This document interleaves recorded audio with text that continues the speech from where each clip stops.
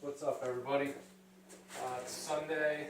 I have some time to come down here, and I've been trying to work my way through the normal, not say normal, the beginner woodworking projects. So everybody sees them, build your own table, build your own mallet, which I got up there, build some shop furniture, an assembly table, sometimes an outfeed table.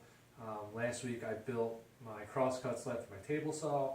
So cutting boards are on the list, so I'm going to try and knock those out.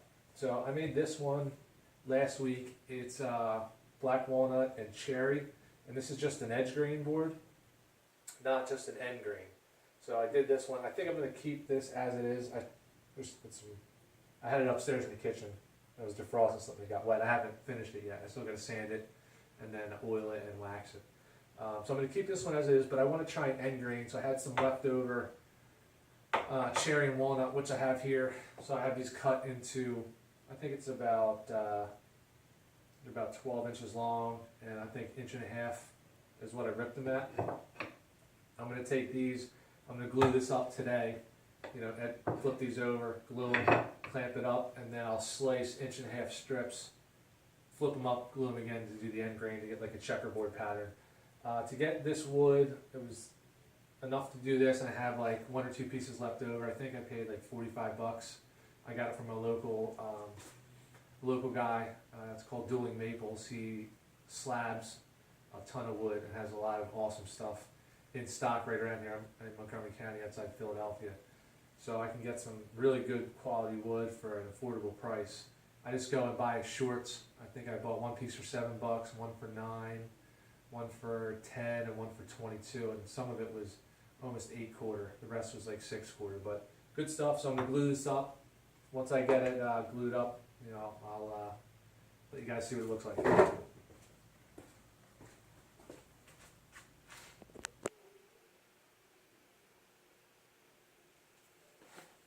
All right, so I'm just gonna roll these all over.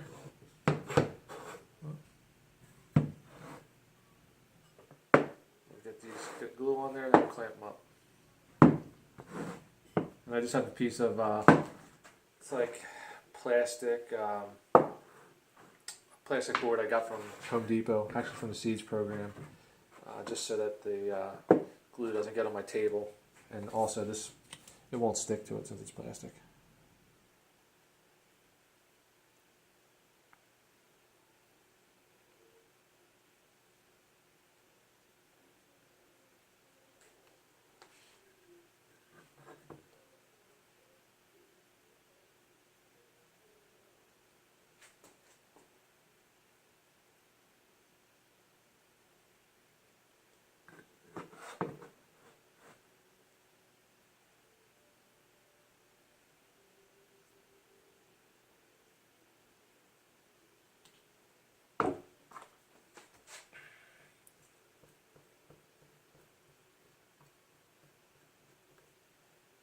I want to make sure.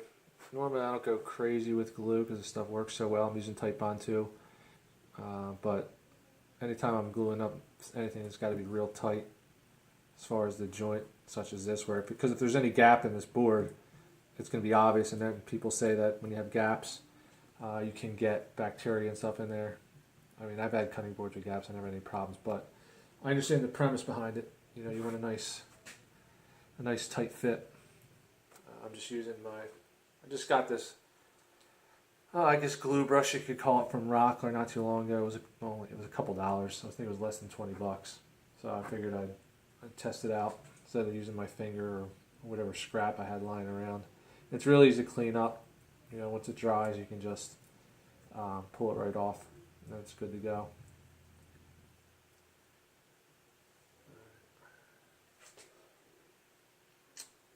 What I'll do with this, once it's dried, I'll probably take a really light pass through the planer just to clean it up. Anytime you're doing edge grain or end grain, a lot of people say you shouldn't use a planer at all. I've used it. You just want to take off a real small amount so that you don't have any tear out or chipping, especially with walnut. To me has been the first hardwood that I had any kind of issues cutting. I think it's because I didn't have my splitter in my table saw when I was ripping the stock for the first board I did. I put my splitter in for the rest of it, and it seemed to be okay. I have a 3 horsepower jet, so I got plenty of power with a Diablo blade.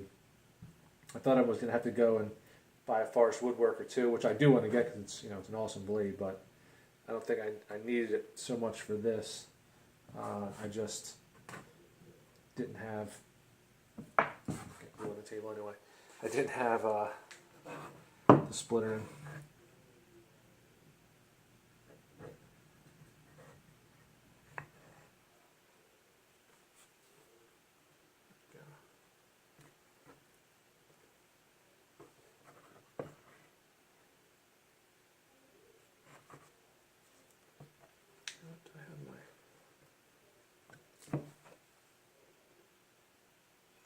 Drew a V on this, but I think I ran this one through the joiner.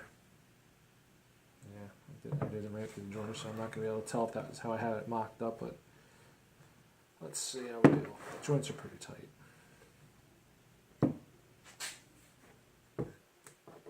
Oh, and there's already my first mistake. If I can stop this for you, I fix that. Alright, had to fix that. I glued up the wrong, I wasn't paying attention.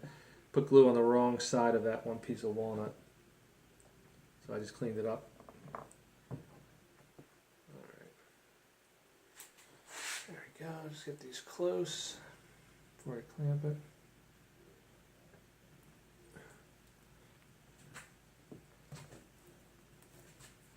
Alright, I just need some scrap. Just going to grab some scrap wood, clamp that on with.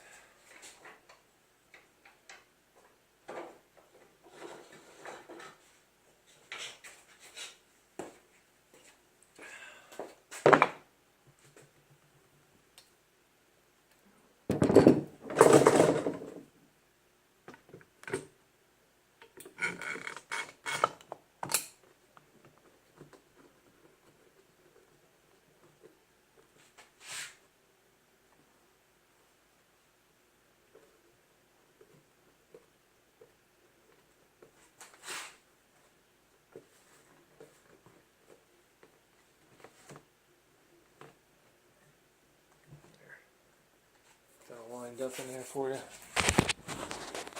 That's where I'm at now. I'm gonna have to get some of that glue off. And I cut these a little bit longer than my finished length. I think I cut them 12 and 5/8. And I'm looking to end up with a 12-inch, right around a 12-inch board. Maybe a little bit longer, depending on how it comes out after the glue up. Let me put this back in here for you so I can go get some more clamps on this.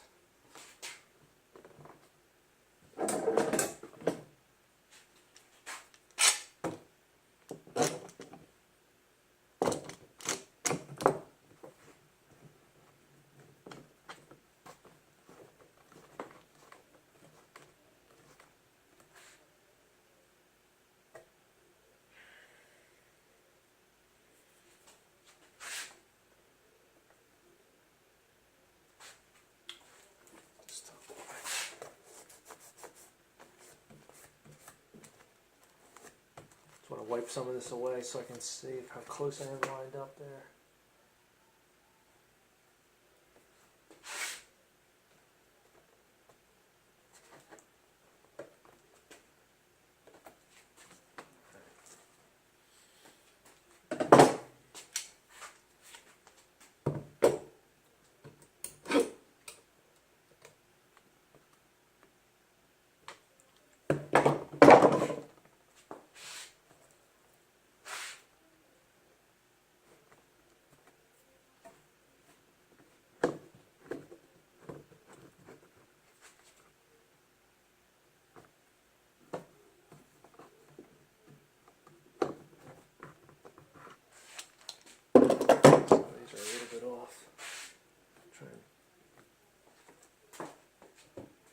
A little bit.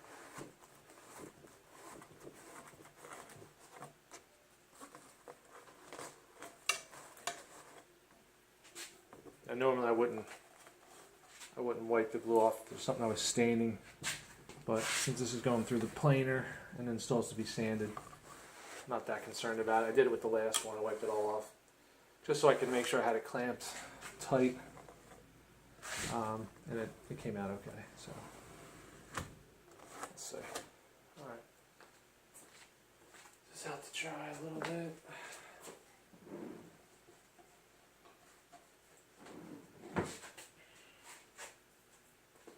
A couple more clamps on. We'll let it sit for a couple hours, and come back and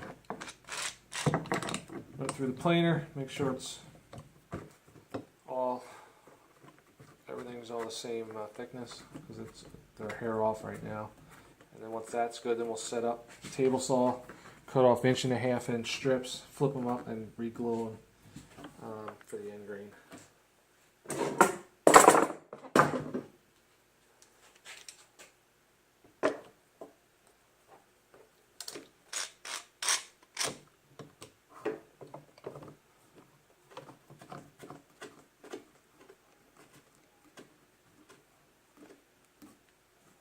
Alright, these are all pretty good, nice and tight.